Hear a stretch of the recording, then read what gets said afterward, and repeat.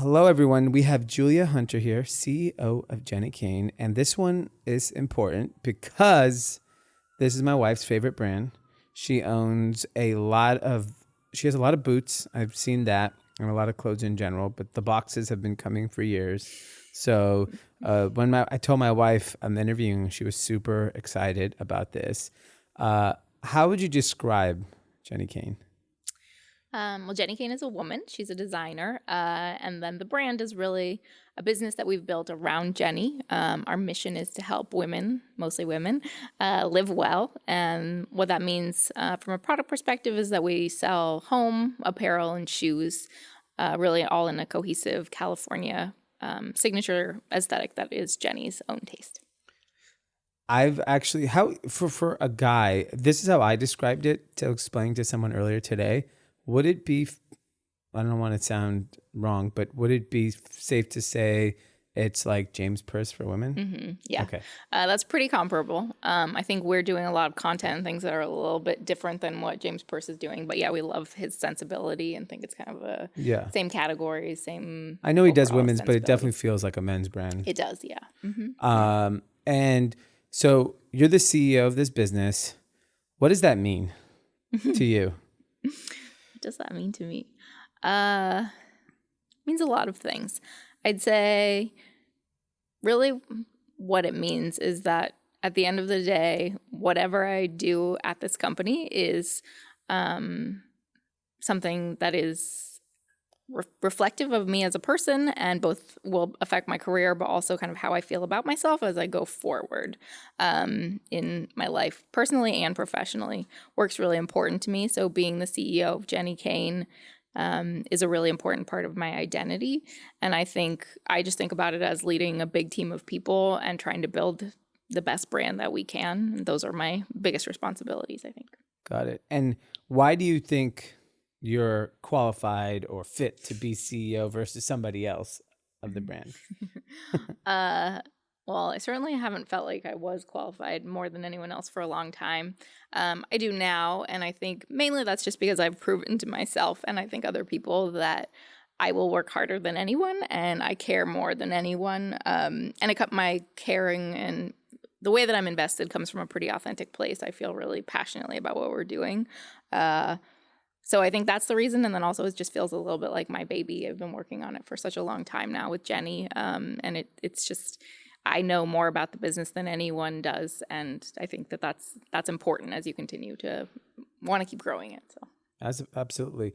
So as a woman CEO, what's kind of the biggest challenge you face? Do you find it an advantage or a disadvantage?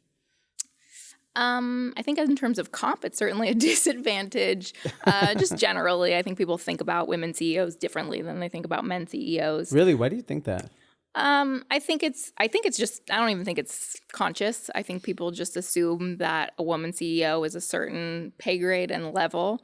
I'm 35 and I've been the CEO of this company and president before for the last few years. And I think being a young woman CEO makes you think one thing about comp and what my package looks like.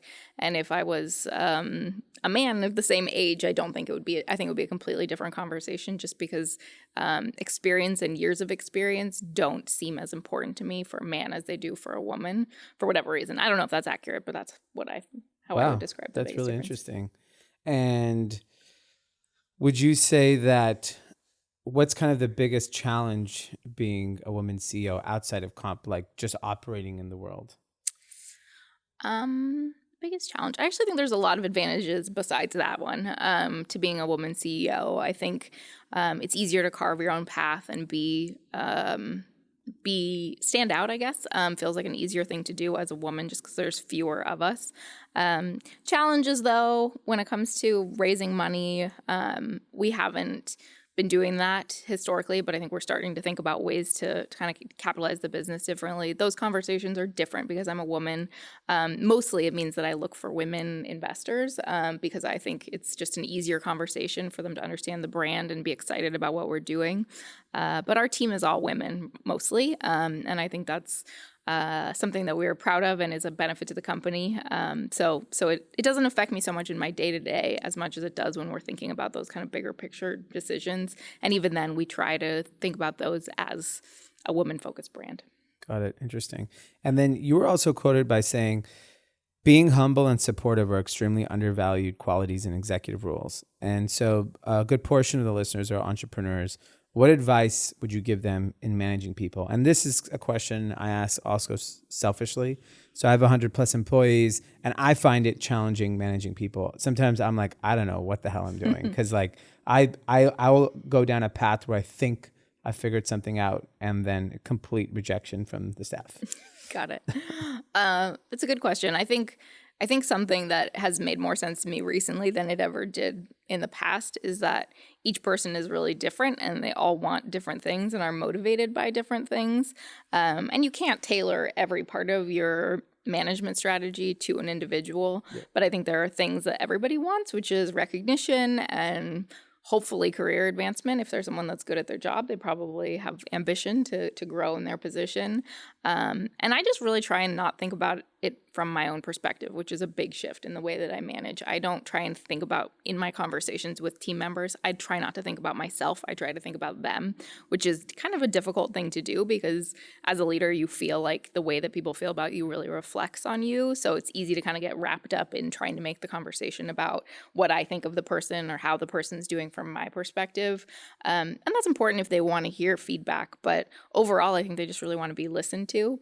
I was at a dinner recently where someone said that they have a note on their paper, like, just stop talking. And I like take that a step further and write in my notebook every day, like, just shut up. Like, I think that that's an important thing to do, is just to listen and not feel like you need to talk all the time. That's interesting. What about the concept of being a public figure for a CEO? Do you feel that today's CEO needs to be a public personality, like really be out there? I think it achieves certain goals, so it depends what you're looking to do. Personally, I don't think that that's a great advantage because I think I believe a lot of success comes from luck, I guess. And so if you start building yourself up as a person who can do anything or has done X, Y, and Z so successfully, and it's because of you and your role, I think you're sort of setting yourself up for failure, that's probably not that repeatable. Sometimes it is, but I definitely don't see that as a quality that means you're a good leader. I think maybe it's good for marketing and building buzz, and it's definitely ephemeral and temporarily helpful, but maybe not the long term. That's not something that I would want for myself. Got it. And you feel in today's day and age, because I'll give you, my approach has been, I was a very private person for 15 years of my business. The last 2 years after a failed fundraising attempt where I walked into all the top PE shops in the world and not one person had heard of our business or me. I don't care that they didn't hear about me, but they hadn't heard about a business and we were doing serious revenue. And it really changed I was like, man, they don't know anything about us. So I took that notion of like, I need to raise the profile of the business. It's easier to raise the profile of myself. And I never really went out and said, hey, I'm this expert, but the idea of like, hey, who's this person?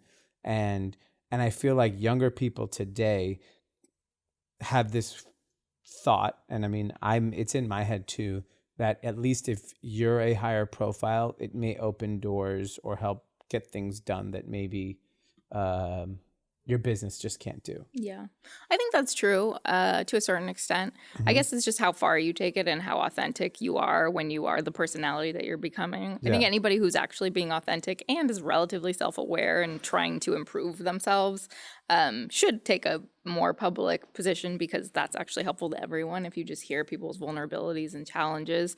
I think it's the things that when it goes too far and people become larger than life and God complex. Yeah, exactly. I think that's really bad and it's horrible for company culture. I've worked places where that was, there are these personalities at the top of the company and everything is built around making them happy, and that's just totally not productive for the business. So as long as it's about sharing authentically what's going on with you, whether that's positive or negative, I think that it's a good thing. But there needs to be negatives too. It can't just be all the best things. Yeah, that's great. What would you tell your 25-year-old self? I would tell my 25-year-old self to chill out and just be patient. My 25-year-old self, under no circumstances, would listen to that advice. But that is what I would tell my 25-year-old self. That's interesting. Yeah. So you're 35 now. Where do you see yourself in 10 years? been trying to think about that more because I've seen all these studies that it's really healthy to be able to picture yourself in the future, and that's not something I've ever really done. Always been working towards like a series of theirs and feeling like once I have a big exit, I'm going to be happy or whatever things look like. But I think actually just picturing myself as a person in 10 years is something that I haven't really done and I've trying to do more of. So I don't really picture that person in terms of career so much as I feel more clear now that I will still be working. I think for some reason I've thought for a long time that being a woman means my career ends at 40. And I don't even know where I got that, but I know a lot of women who are working in our industry past 40. I think I've just felt like there's an expiration date on how long I'm going to be relevant as a CEO. I don't feel that way anymore, but I think there's something to me feeling like that in the past and trying to figure out what it looks like in 10 years. But overall, I just hope that I have actually spent more time with my family than I do now, and figured out ways to find meaning in things beyond work, which is it's a huge part of who I am today. And I think that that's great, but I also think it would be healthy to explore more things. So. Yeah, that's great. And great segue. You have a son. Uh-huh. I also have a son. Having a child changed my life completely, and definitely changed it for the best. But how has it changed for you? Changed for the best in every way that is about kind of my moral compass, I think, and value system. It's completely ruined my sense of self-care, or I'm just the bottom on my list of priorities every day, no matter what. Even if I tell myself today I'm going to make myself a priority, I don't, which is fine, but it's also probably not healthy for him or anybody in my family. So I think day to day it's made my existence just generally harder and more tiring, but it's also so fulfilling, and it really changes the way that I see kind of my legacy on the planet. Is just all in this little guy, and I don't want to put that pressure on him, which I certainly am doing, clearly. But I think it just makes it feel like life is about something besides myself, which feels really good and liberating in a lot of ways. Excellent. That's amazing. What do you think about mentors? Do you have one? I wouldn't say I have a mentor that I think of specifically as my mentor. I have a lot of people who I really appreciate the way that they've treated me over the years. And I think consistency is such a big part of being a mentor, just kind of continually being there, even when you're busy or things aren't the relationship might not make sense in current careers, but people are still staying in touch. So I have a few people like that. On the whole, though, I think the person who's most in touch with my long-term everything is myself and my therapist. I guess that's a super important relationship to me and something that really keeps me growing and changing. So I would say that's the most formative relationship that I have, both professionally and personally. But career mentors, I think, are important, and I actually really try to do that for my team. And I think I haven't really taken an active role in trying to find someone myself, which is probably an important part of the battle. Since you've been at Jenni Kayne, it's reported that revenue has grown 4 times. What do you attribute that to? It's a combination of a lot of different things working together, I think. I think that we have the best product in every category ever, and I am biased, but I also have a lot of experience in other places, and I wholeheartedly believe that what we're making is the best thing from an aesthetic perspective. I think the quality is great. Not everything is perfect, but it's a really solid assortment. So I think that's a big part of it. But I think overall we've just figured out who the brand is, what the brand is, who it's meant to cater to, and tried to make the mission bigger and keep the mission more at the forefront of what we're doing. So I think those are kind of the intangible, more strategic things that we've worked on. Quantitatively, it's been a combination of our e-commerce businesses blowing up through a number of different efforts. So there's all these things that are very easy to attribute. We can see ROAS, direct return on investment in digital advertising, and we've been doing mailer campaigns and YouTube and partnerships and things like that are easy to measure. But I think the reason that all of those efforts are seeing so much success now is because we have this awesome product strategy and then a really clear takeaway for our customer, not even our customers, our audience, and anybody that engages with the brand. I think they get inspired in ways that are really different from other brands. And so do you guys have an influencer marketing strategy, or is it mainly? We just launched like an ambassador program last month. I think influencers is something that hasn't before that really felt authentic to the brand. Jenni herself is an influencer, but not not someone who ever wanted to be a celebrity or is really out there kind of pounding the pavement trying to get famous. Yep. So I think we've really been guided by her taste and what she wants for her life. And I think that helps us figure out what the brand wants to create for its audience's lives.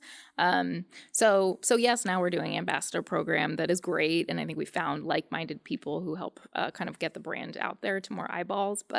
But no, I think we've never wanted to be tied to a specific influencer or really have that be a big part of the brand, just because we don't want to be too aspirational. And I think ambassadors and influencers can really start to, I don't know, make the brand about something that doesn't resonate with everyone, which is not really the point.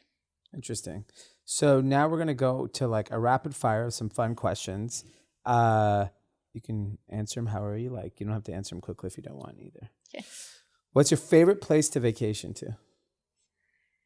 Ojai, but that's just recent, and it's because my husband and I have been trying to go there once a month since we had the baby. Easy to get to, super relaxing. Ojai can come Valley back. Inn? Yeah, we go there usually. Great place. Love it. Yeah. Drink of choice. Coffee. What's your favorite coffee shop? I drink a lot of Blue Bottle, but I drink like the little Nola cartons that are filled with milk and sugar. Oh yeah, those are so good though. Yeah, they are, but I like really have an addiction to them. So I used to have that. Go-to dinner spot in LA.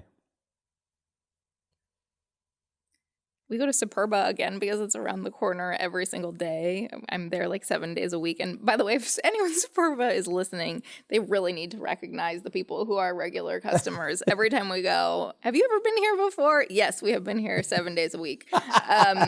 And sometimes 14 days a week because we do breakfast and dinner since it's so close. So probably Superba, but where's that tons again? of places. It's in Venice. It's on Lincoln. On Lincoln. Okay, Yeah. got it. What does California mean to you?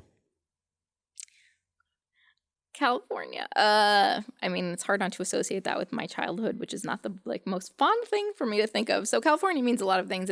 Today it means like where I'm raising my family, and such a beautiful place with, I think, a really good culture. I'm proud of what we do politically and kind of around the country. I think what we're known for is great. I think it's the most beautiful place, and there's so many different climates and areas and different settings and environments. So I love it for all those reasons, and I love that that's the brand that we're building is about California. That's amazing. Most prized fashion piece. My whole wardrobe is Jenni Kayne, and I love everything in it. What's if I had to pick something, favorite Jenni Kayne piece? Favorite Jenni Kayne piece. Well, my shearling mules, which I'm wearing today, and I wear every day. Every time I ever have to do something for work, I wear my shearling mules because they're comfortable. And then I have a watch from Hermes that my husband got me a few years ago, and that's the thing that goes with my Jenni Kayne clothes. That's amazing. What do you think of TikTok? I love TikTok. We have not found a way for it to make sense for our brand, but I think it's very cool, and I'm excited about where video is going in general. What's the first thing you bought when you started making a little money? Handbag, Marc Jacobs, in 2002 when I did investment banking. Yeah. Oh, okay. Mm-hmm. Those were the good days, so you got paid well back then. I did, yeah. What's the worst or hardest decision you've ever made as CEO? I don't think it came in the form of a decision in any specific moment. I think people decisions are always really hard, and now it's easier to make them decisively. I think previously and before I was really in this role or comfortable in this role, there was a lot of conversations about, what everybody should be working on and what the culture was going to be like, and just dragging things out that were not working for anyone, where people weren't really aligned.